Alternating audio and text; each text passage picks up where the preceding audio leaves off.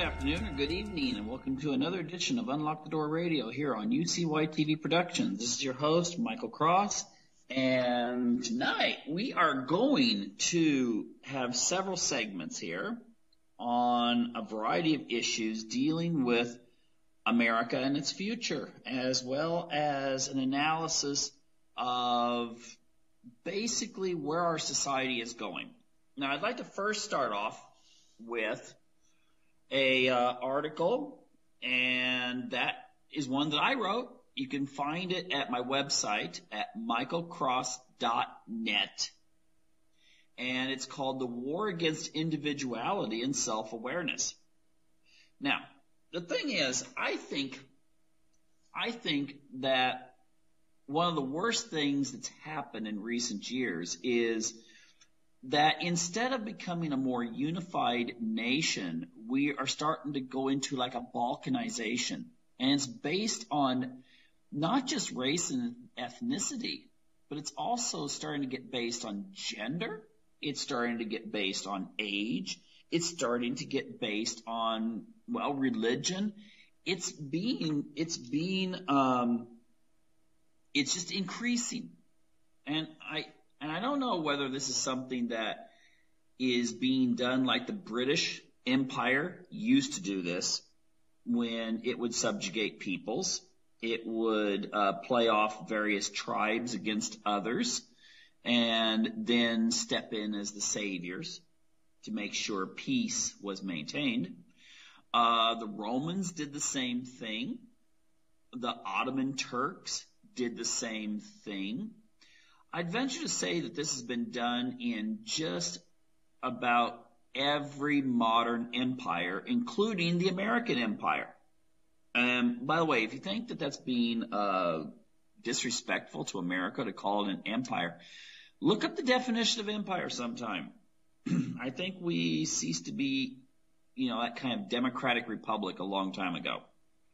Anyway, my article, I start out with quoting Zbigniew Brzezinski, and he said this back in the early 70s in one of his books. The technotronic era involves the gradual appearance of a more controlled society. Such a society would be dominated by an elite, unrestrained by traditional values. Soon it will be possible to assert almost continuous surveillance over every citizen and maintain up-to-date, complete files containing even the most personal information about the citizen. These files will be subject to instantaneous retrieval by the authorities. Now, that's pretty insightful considering it's coming from the 1970s. That was an era that was looking in people's mail or wiretapping their phones. Speaking of which, wasn't there a president who got in trouble for just doing some simple wiretaps on his opponents and had to resign? Oh, geez. What was that? Richard Nixon? Now what happens?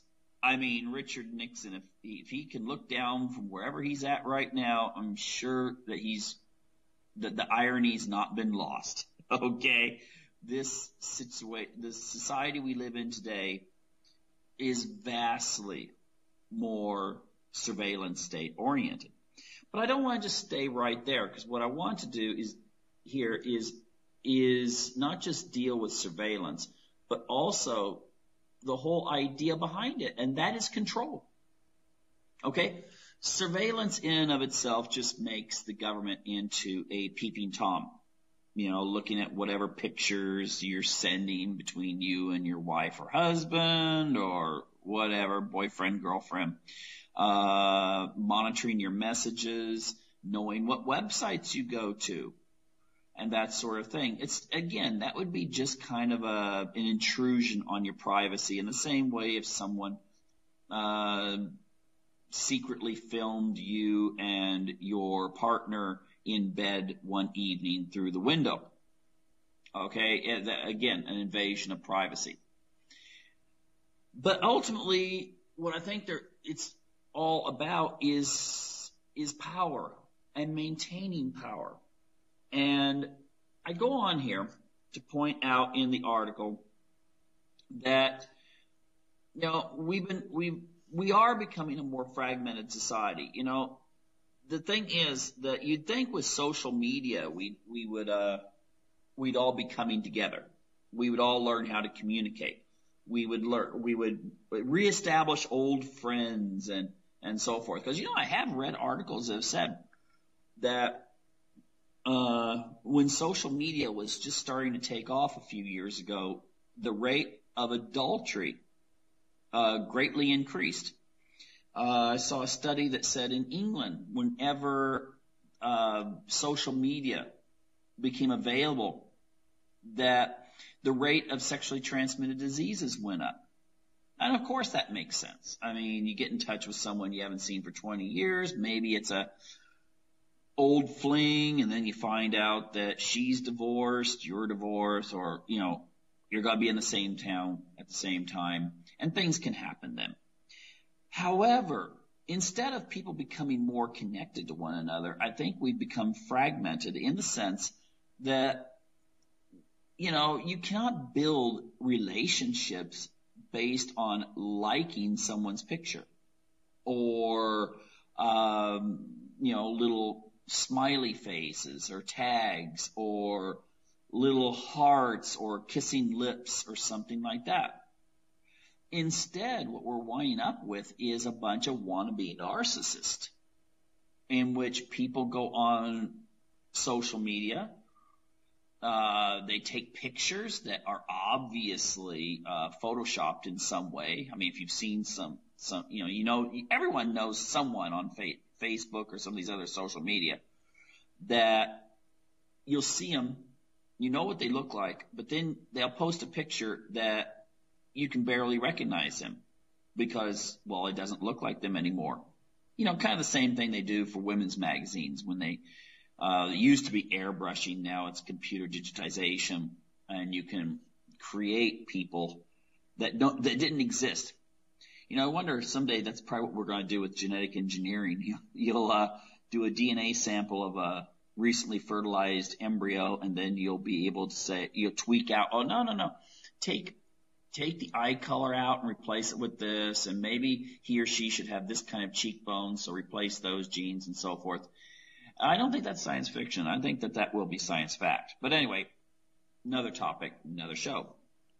The thing is that I think what we're going to wind up, what we have wound up with is, people obsessed with that perfect photo at the perfect location. You've got people going around with selfie sticks. Even Obama. He's in the middle of this beautiful area of Alaska, and he's walking around with a selfie stick like some sort of 13-year-old girl who is trying to impress her friends. I mean, what? What was the point there? Was he trying to connect maybe to the younger generation? He's not old, but still, maybe he's trying to connect with that teenager demographic for the Democrats. I don't know, but still. We have a culture also that with social media, it's not too uncommon to see a family, let's say mom, dad, 2, 3 kids, and they're sitting on the couch or they're out eating together. And what do? They sit there and they're updating their social media as if, well, everyone around them is just kind of boring. I mean, if you see people flipping through, trying to find something of interest, kind of like some sort of visual soundbite, so to speak, well, you're basically telling the people around you, I'm not really excited about the people I'm with, so I'm going to see if there's something better somewhere else. And this is contributing, again, to this breakdown of social cohesion. I mean, it's to the point, the only time, if you have teenagers, it used to be that you could say, hey, let's watch a movie together. And you could watch something, but now it's like the teenager freaks out if you say, hey, put your cell phone away and let's watch. I mean, unless you take them to the theater where they actually will say no cell phones allowed, you will it's really hard for them to sit still for an hour and a half or 2 hours and watch a film. And if they have their cell phone out, again, they're paying attention to that more than they're paying attention to whatever's in the film. You might have some film where the director agonized over a certain scene, and the person watching whatever it is missing it because, well, they're taking a look at the latest picture of a grumpy cat or something like that. So I think we're actually getting to the point where we are becoming less and less connected to one another. And the sad part is, if you take a look at what institutions really connect us as people and allow us to be individuals in the first place, again, there's no contradiction there. That is such things as your family, first and foremost, your religion, your civic and fraternal organizations, anything that can magnify your strength when unified with others who share your desires, beliefs, and attitudes. So if we see a situation where people are no longer really wanting to connect, let me go back here a moment. I used to do stuff politically where it was to go around, and you remember the days of like the 1980s, don't you? Maybe, most of you probably do. And even in the early 90s, you'd go and you'd all meet together on a Saturday morning before the election, and it was one last canvassing of a neighborhood. Remember that? And you'd have these big boxes filled with pamphlets and brochures and all kinds of stuff. And you had a certain social cohesion with the people there. And you'd go out and you would totally hit, thousands and thousands and thousands of houses. You'd all meet up again around 3. And then you'd go out and have a big old pizza dinner or something, all the people on the campaign.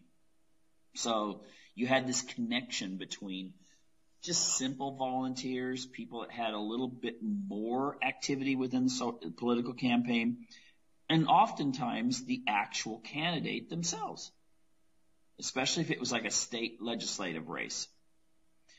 Sometimes even more. If it was a congressman or woman running, they would participate as well. So it gave people a sense of community to politician to individual, connection with all of those elements. Well, that's, to a large extent, that's been replaced. And now people sit and, they'll make commentary, which is good, but they'll make commentary on political forums where no one ever knows who they are, where they live. Well, NSA knows, but, but other people don't. You have, a lot of attention being paid to news events, but it's harder to translate that out to community action. And I think that is a really major problem now, that we don't have that community connection to politicians anymore, and a sense of, I'm going to go out and make a difference. Now, again, I see alternative media as being fantastic. I think it's one of the greatest things ever to happen to communication. And it's done a lot to expose what's going on out there. However, it has to be translated into people coming together. All right. I seriously think if we have a societal breakdown, it's going to be similar, not on the same scale maybe, but it's going to be similar as something you would see in something like The Walking Dead, in which people are going to have to connect to one another. Being just a lone wolf, there's no power in that. A lone wolf cannot bring down a fully grown moose. Okay, that moose will kick it across, into a tree or something. But if you've got a pack of wolves that are united, they can bring down any size of game with minimal threat to the individual wolf. And that is going to be true too if there's any kind of breakdown in society. People are going to have to come together. They're going to have to be connected to one another. And I don't see anything really facilitating that right now with social media. I mean, you don't even have families connected to each other anymore in a real meaningful way. And you go to church and people of all ages are sitting there pulling out, trying to look discreet, but they're still on their phones and so forth. Religion. Religion is something a lot of people think, religion forces you to conform. Religion makes you have to follow certain rules. In reality, that's actually not the case. Now, yes, it is true that if you belong to a certain religion, if you're Mormon, you're going to be taught that you shouldn't drink alcohol or that you should stay faithful to your husband or wife. Okay, that's true. If you're Catholic, you're going to be taught that you should go to mass, that you should listen to what the Pope says, and so forth. That's true. If you're a member of, if you're Muslim, it's going to be that you should take part in the Hajj and do these kinds of things and pray 5 times a day. The thing is that religion offers a counterbalance to the society for which you live. Because traditionally, religion has allowed you to say, okay, I belong to this social group, and we may be doing things a little different than what the society as a whole says, but that enables me then to determine which of those values I'm willing to take on. And that is one reason I think that's one reason this promotion of individual thought and exploration. I think that's one of the reasons why you'll find that people that belong to minority religions, whether that was people who were part of the Reformation movements in the early 1800s, or whether they're Jewish throughout all of European history, or whether they are Christians living in China or Indonesia. If you're a minority religion, then you've got to think a little bit more about what is right, what is wrong, which values are the best. You have to defend your values and your teachings. So therefore, you either fall away from that religion or you become much greater at it. There was some quote, I can't remember who said it. It was some scientist that said that something to the effect that getting a high school education in physics makes you an atheist. Getting a PhD in physics makes you spiritual or something like that. But the thing was that, the more you explore, it's a weeding out process, but still it enables individuals who are members of these groups and religions to expand their horizons. And it's been noted that this could be one of the reasons why Northwestern Europe became the birthplace of the Industrial Revolution, because people did break away from the dominant paradigm, and therefore that translated out into independent thought, which translated out to not just thinking about, the meaning of life in a different way than other people did, but that also meant that maybe you found ways of doing things different. Machinery inventions, how to apply electricity, how to do all these other innovations. And that was spurred along by people who generally were from minority religions. And I mean that like you could have been part of a Protestant religion, but you just weren't part of the Anglican religion of England. So again, you were just as much ostracized if you were a member of the Anglican Church in England or the Lutheran Church in Scandinavia as you would be pretty much if you had been Jewish. So it did promote an idea of individual creativity and individuality. And, religion's hugely targeted in today's world. I'll note this when it comes to articles I've seen in some of the big liberal Eastern establishment newspapers criticizing the Mormon Church, for instance, on a variety of issues that seem like, well, why would anyone really care? I mean, if you've got 15 million Mormons in the world and you're figuring that most of them do not live in, the eastern seaboard of the United States, then why would that be a big issue? Well, the reason why I think it's a big issue is that target is not necessarily just Mormons when they're criticizing such things as the Mormon ideas on marriage or the Mormon ideas on not fooling around before marriage or, any number of other things. Because these actually overlap with a lot of religions. So you attack one religion in order to attack all of them. And the thing that's psychological about that, you gotta give some admiration to the use of psychology. The people who are not Mormon, who are reading the article and maybe even hostile to Mormons, oh, I heard the Mormons do this. They may belong to a religion that does the same thing, but they're identifying with the attack. They're like, yeah, give it to them.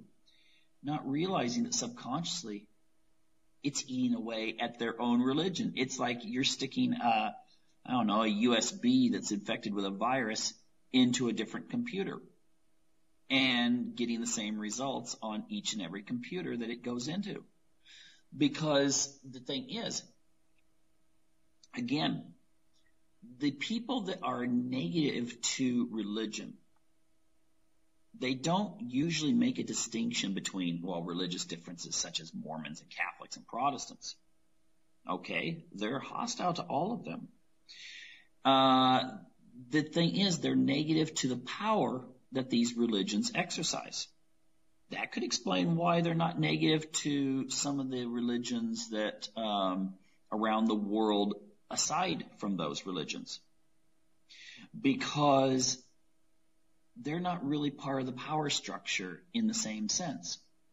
So therefore, what the liberal newspaper and the people that are responsible for putting it out are really attempting to do is chip away at this kind of, in America at least, middle class religious mindset.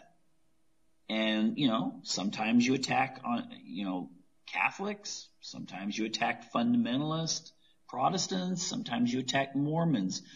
But every time you do so, people should understand it's aimed at attacking all religion, not just one or the other.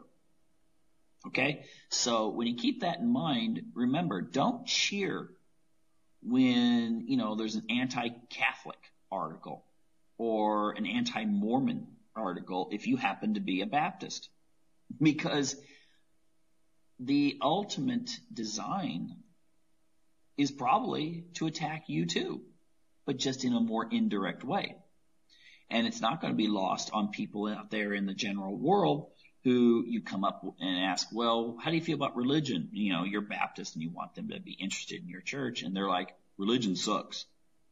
Well, that person's not making a distinction, and all their negativity has been reinforced by that liberal media. And also, we can't forget all the TV shows that mock religion constantly, and mock the family, which, again, let's get into that kind of aspect of the attack on the family. The family is usually what we think of as our most fundamental and primal connection. Even if you're a member of a small tribe, you're going to still see your family as being distinct from that tribe. You're going to still see your family as being special. In fact, human nature seems to be biologically primed for that in more ways than just a societal thing. I've read about people that are in polyamory, like these group marriages where they might have, a whole bunch of people. But yet younger women tend to gravitate, when they're in their reproductive years, they tend to gravitate towards one particular male in the organization, I guess you could call it, because there's a sense that you want to have that one person who will be there more than others for helping you raise children.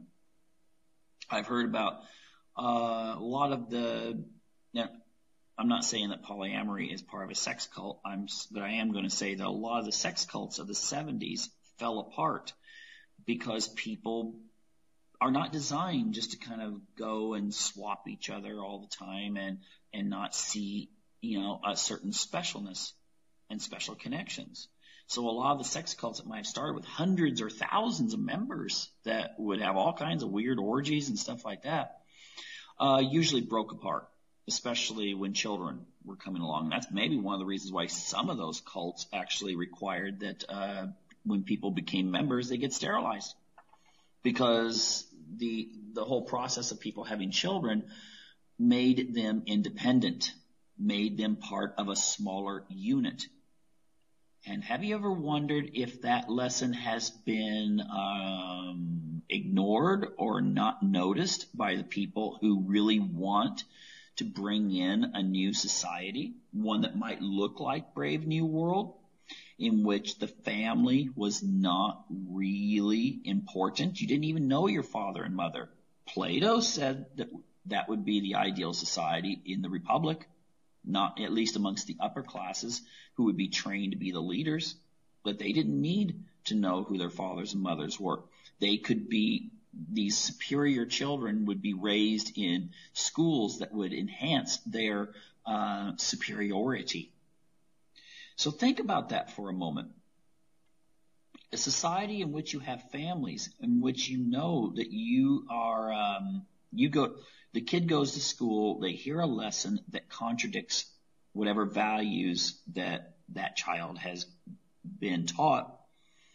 If they've got a father and mother that they can go to, and maybe the mother's a little bit like, I don't really understand, could you talk to dad, or vice versa?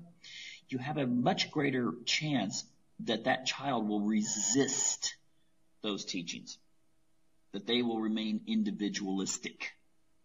But if you break down that basic bond of mother, father, son, daughter, then the state has a much easier time at indoctrinating your children, or the children that would be brought along. It's just that simple.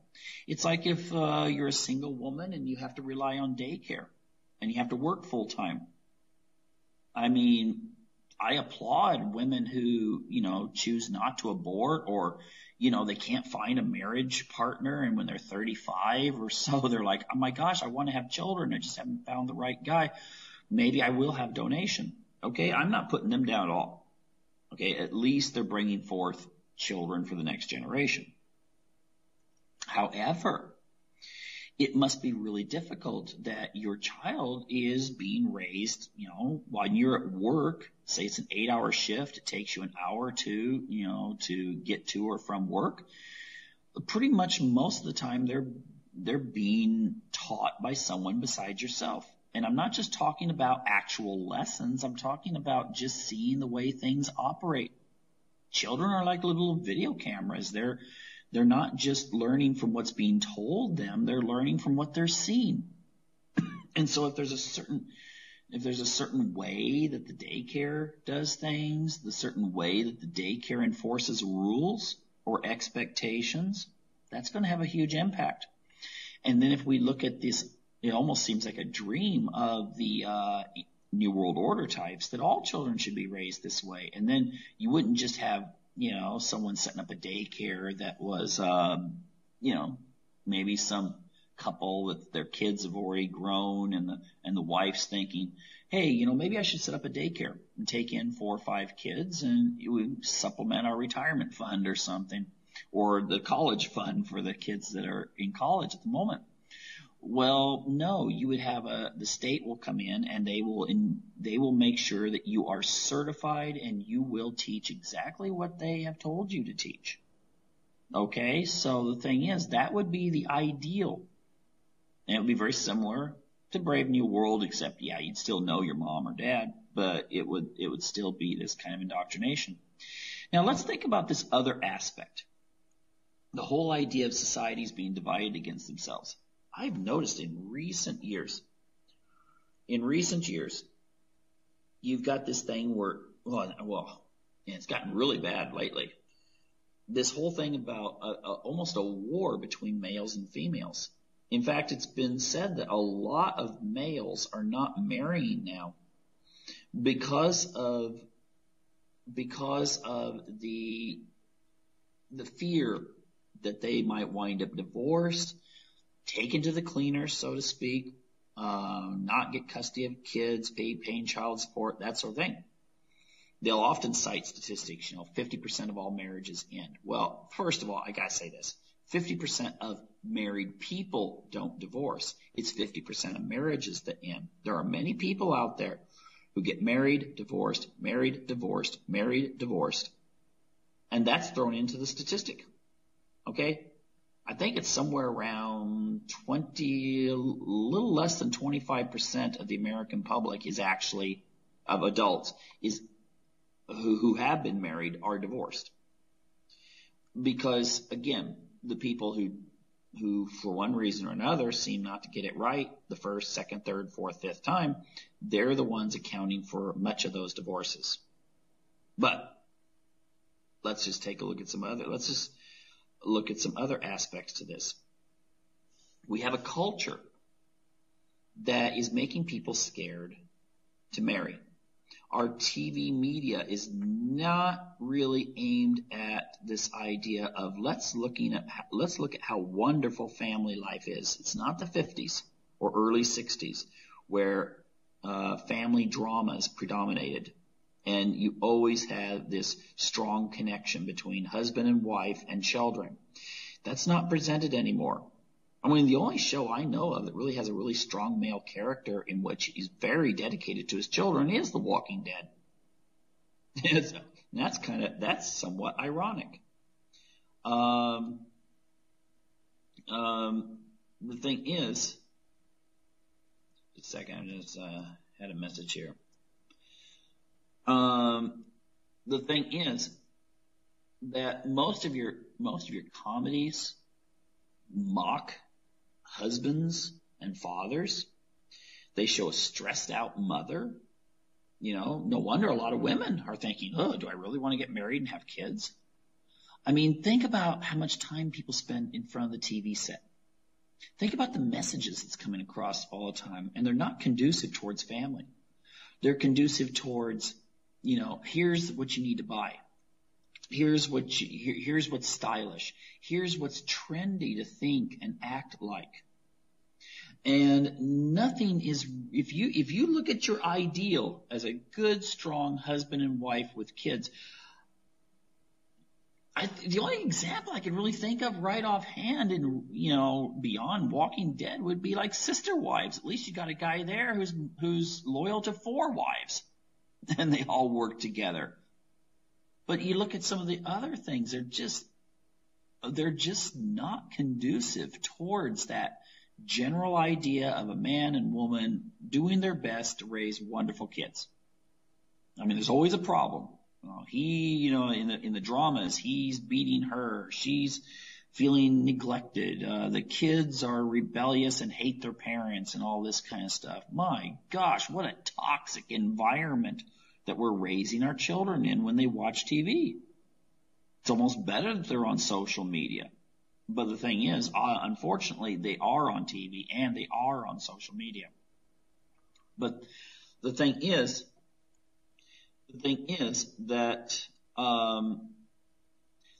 we've got to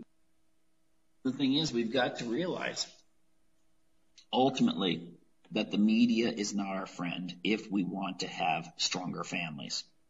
If we want to have unified, if we want as a society to have our young people carrying on the culture, then we have to get rid of the toxic viruses that are out there right now that threaten that. I get a lot of religions. They'll talk to people about you should be doing this or you shouldn't be doing that. But then, and they'll say, well, don't look at porn. Don't look at pornography and that sort of thing. Okay, that's fine. But have you ever thought about the fact that it's not the porn that's going to be, really messing with your kids' minds? It's going to be the shows that are designed to mess with their minds. It's not going to be some people basically, kind of doing, reenacting something you'll find on one of the nature channels with a wildebeest out in the desert or something like that. It's going to actually be shows that depict reality, but then dictate where that reality should be going. And so that constant exposure, starting with children's TV, going on to young adult television and entertainment, and then going into adulthood. Come on, people. If you're a pastor or bishop or whatever is sitting there, saying, what's going on with the world? Look where it's going. Well, when they get home, even in their own families, the kids are watching the stuff that comes across and they're going, well, this isn't such a bad show. It's got good ratings, or it's got this or this or this. It's going to affect them. And again, you're probably thinking, well, yeah, but you were talking about The Walking Dead, just a few minutes ago. You must like The Walking Dead. Well, the thing is, it's not reality. Okay, if I was a young person calling up someone to go on a date with them, I'm not worried that I better take a sword in case zombies come after me. Okay, it's not reality. And kids, when they watch, it's been shown, when they watch shows like science fiction, or they watch shows that deal with, fantasy, it doesn't have the same effect on them as if they see something for real.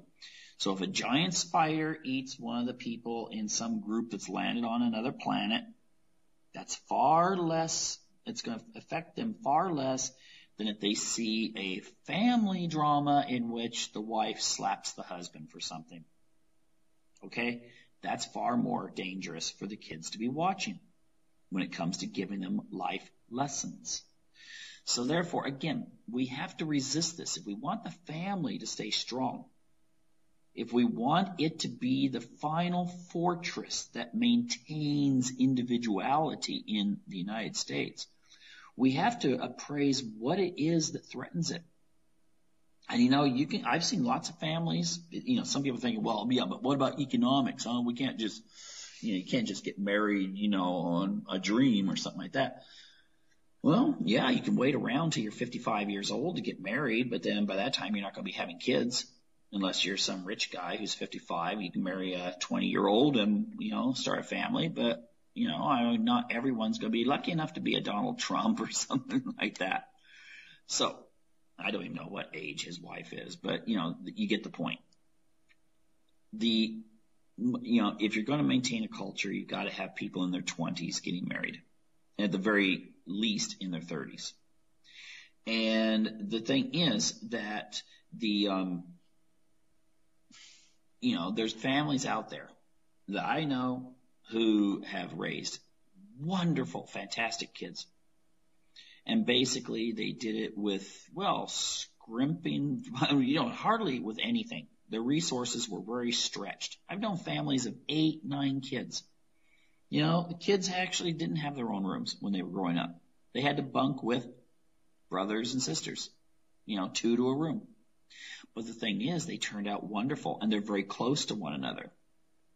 And would that family have been better off if they would have, instead of having 8 kids, they would have had 4, so each kid could have had their own room? I don't think so, actually, because they all wound up learning from one another. And they all gained strength from one another, and nowadays they have strength with each other still. All right? They still have that strength and that bond that enables them to carry on their traditions, their family name, so forth. And that is something that really, really messes with the powers that be. Maybe that's why when the Mormons had polygamy, the government was really freaking out about it. If you actually look at the history, some of the people that were condemning the Mormons, they were married, sure, but they had 2 or 3 mistresses. They were living the same lifestyle. It's just the mistresses were just women that were used.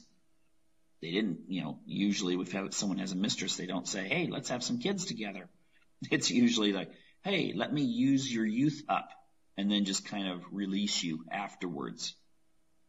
Okay? But maybe the reason why the powers that be were against the Mormons with polygamy so much was because not only did you have an individual family, but sheesh, if you have that many kids and, so forth, you'd be your own little community. And and if it was self-sufficient, that would enable the community to live as they pleased without having to worry. I think there was I can't remember the name of it. There was one in one of the cities. There was some Black Americans who had come together and decided, let's create our own community, and they were thriving. I don't know all the particulars. I heard someone talk about this once in a documentary. They were thriving. Their standard of living went up. They were setting up businesses. They were doing really well. Guess what happened? That was closed down real fast by the government. Okay, it got raided. It got destroyed. And so I think really if you look at it, the history of the United States, at least past, when you start getting into the late 1800s and then on into the 20th century, whenever you have had social experiments that seem to work, they were always fought by the powers that be. Because of what? Independence from them. Independence from the corporations. Independence from the government that is interwoven into the fabric of the corporations. I mean, nowadays, what was it? Jimmy Carter pointed out, democracy doesn't exist in the United States anymore. The United States now is an oligarchy. And you can see, and that's one of the reasons why Trump's doing so well. Because Trump is running a race as much against the Democrats as against the establishment Republicans. So anyway, ultimately, I just would encourage people to consider that what we need to do is stop being a house divided against ourselves. We need to come together and finally, it sounds ironic, but we need to come together so we can be individuals. We need to stop looking down on each other, competing with each other, fighting each other, and then thinking if we go off in our own little world and play our games or look at porn or just become isolated hermits, that we're showing the establishment who's boss. Because ultimately the establishment is nodding its head in approval when you do that. Okay? Let's look to strengthening those aspects of our society and our individual lives that will enable us to be individuals and to enjoy the fruits of individuality, family, and community. And I'll leave you that in this segment. Hope everyone will stay tuned. But if you can't, then thanks for tuning in to this edition of Unlock the Door Radio here on UCY TV Productions.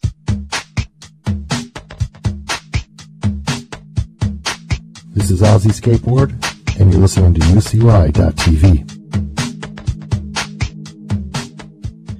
Hello, and welcome back to this edition of Unlock the Door Radio here on UCY TV Productions. This is your host, Michael Cross here. And before we get started on tonight's topic, or continuation of tonight's topic, and that being the media, I'd like to invite you to check my website out at michaelcross.net or my YouTube station at Michael Cross, the one that states, Freedom from Conscience, my book series there. And that's where I keep a lot of the past shows that have been done. Anyway, speaking of the media, which I promised we would deal with, I would like to deal with something a little tiny bit different than usual. Instead of the political angle, I would like to take more of the topic of how the media is affecting people's body image. Now, the thing is, the one thing I want people to remember is that our mainstream media is not just out there distorting the news or leaving news out or basically, essentially, brainwashing the public to a large degree. But it also is driven by profit. And since it is driven by profit, that requires them to sell advertising space. And that means that they need to be able to promise their advertisers that by advertising on certain TV shows and so forth, that they'll make more money and their products will sell better. And I think this could actually be one of the things that should be centered on that a lot of times alternative media kind of forgets while exposing the way that politics and other aspects of society are manipulated upon by the media. Now, I was going to bring up something here. There was a Facebook meme that someone shared with me. Now, maybe some of you have seen it. It's a picture that shows a woman apparently naked, and she's got like this kind of sheet or veil covering her, as if, you know, maybe that's what she slept in the morning out in this pristine field. And so you can't really see anything, but, you know, kind of a silhouette. And it states, if tomorrow women woke up and decided they really liked their bodies, just think how many industries would go out of business. And, you know, when you think of it in that context, you realize that the media makes profit off of making sure that we do not have a very good self-image.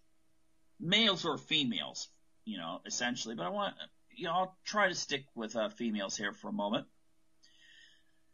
The media has to make sure that they make people feel bad about how they look, and then promise them that if they use their product, that they will be more socially accepted.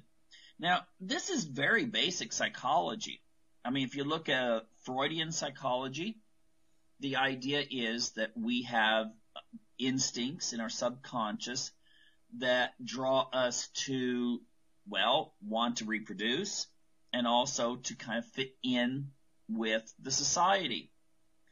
And part of that fitting in is, of course, guilt.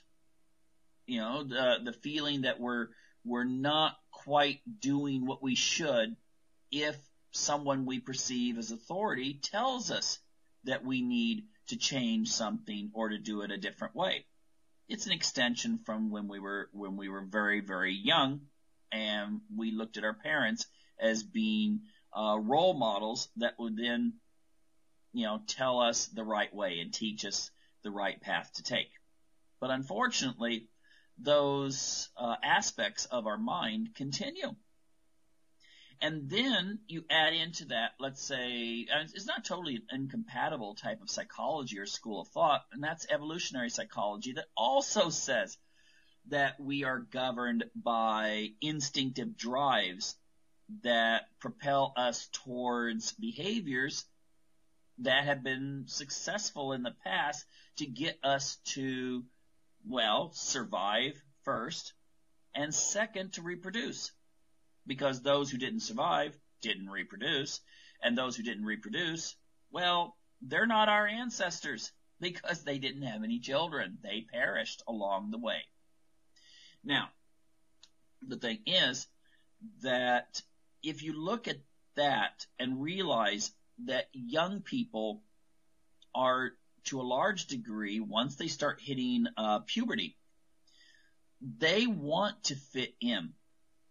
And again, that's part of the, banding together in tribes. Human beings, for the most part, never just roamed around the forest as lone creatures. It's impossible for us to do so because, well, we're not exactly as powerful as a bear. We don't have claws and fangs like a mountain lion. Our protective suit is not as thick as, let's say, a moose. So essentially, you drop someone out in the woods alone, naked, and they're not going to last that long for the most part.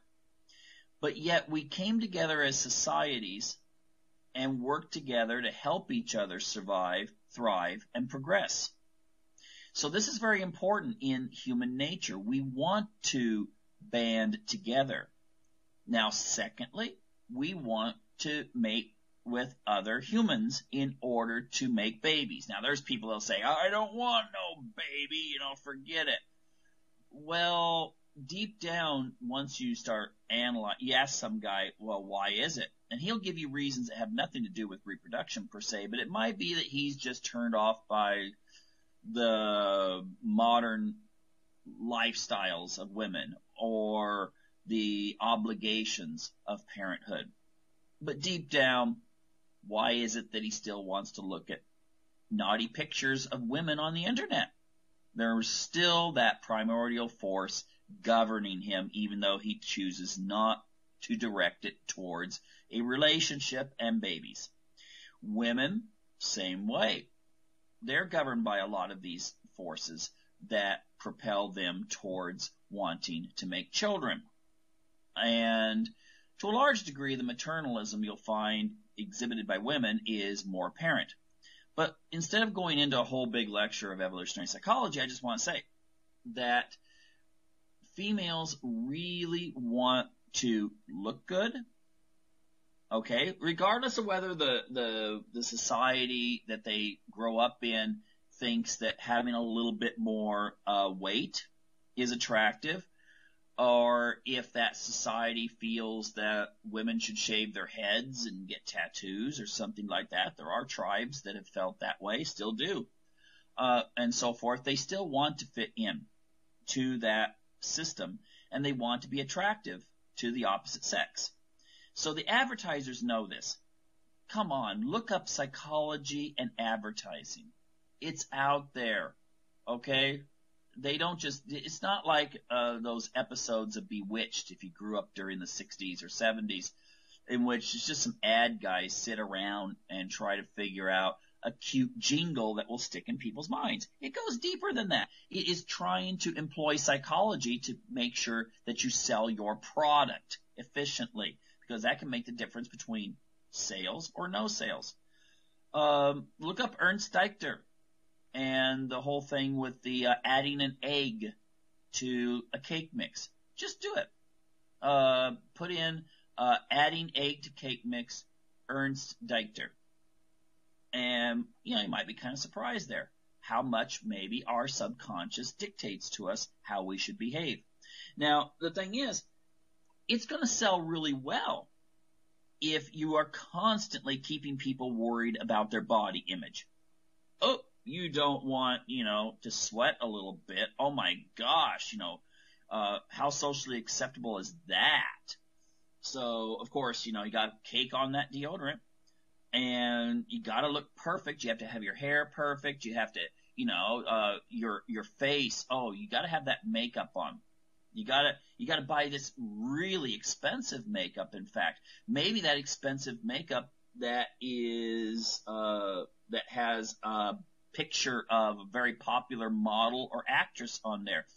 Because you see, that causes people to subconsciously feel like, hey, she's successful. And here's something she likes, so maybe that is something I should use, because maybe I can gain some of that success. It is as false as believing that smoking a cigarette is in some way a symbol of power and feminism, but that's how Bernays sold it to women, to get women to smoke. was to link it to power and independence from men. Of course, who were the people that were the head of the tobacco companies back in the 1920s and up until fairly recent times? They were men. So there's an irony there, is there not? Now, the same would go for, oh, you've got to wear these kinds of clothes. You've got to listen to this kind of music. Oh, this is trendy. This isn't. That is so 2013. You may like the music that was coming out in 1995. You might like what your parents played, but that's not cool. You should be listening to this band and so forth. This is how our society starts the whole brainwashing process, because we learn what's socially acceptable. We learn what we have to wear, put on our faces, all these kinds of things. And then the people that don't do this, we discount them. We mock them. Now, again, I brought this up before. If you saw if the average guy was at the beach and the most gorgeous photo model walks by, let's just say, what a lot of guys would consider gorgeous. And he looks at her and goes, wow, she is really attractive. She comes up and starts talking, but he gets a closer look at her legs. And let's say she's blonde. And at first he didn't notice that she doesn't shave her legs. Now, how many men, if she's starting to flirt with him, are going to think, oh my gosh, I got to get out of here? Okay, men don't care about those kinds of things for the most part. In fact, I've even known guys that prefer it that way. But women would be scared to death. I remember some commercial a few years ago where, a woman drops a silk handkerchief or something on her leg and it just flows by. There's no resistance. But we have, people have been told this is the way you dress, this is the way you are, and so forth. And I'm not suggesting people go out and just totally not even care. But I will say that once people start to realize the value in and of themselves, and again, I'm not talking about any of this thing about, we should see people that are 400 pounds as beautiful and that sort of thing. That's a health issue, okay? Now, before someone says, oh my gosh, you're shaming people, I'm not. I'm saying that ultimately, if a person happens to keep themselves in shape, but let's say the woman, she's kind of bulky, she's got muscles, she could even be shaped a little bit kind of like a guy. Who cares?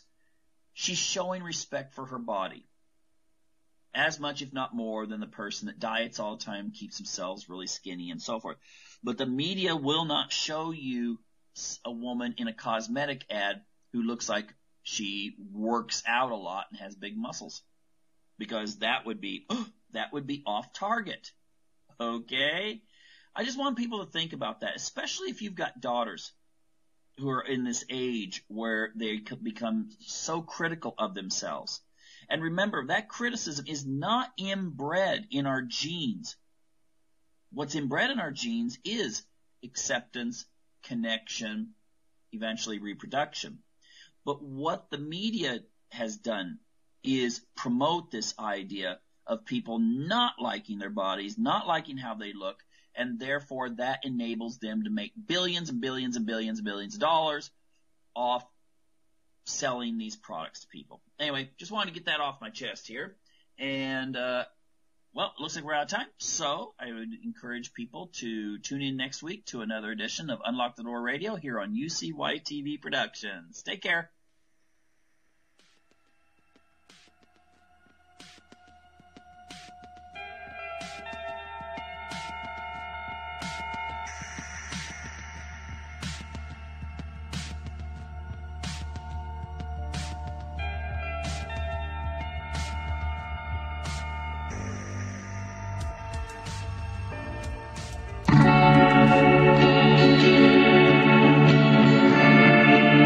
Truth on the Tracks you can catch every Monday night and Friday night at 9 p.m. Eastern Standard Time.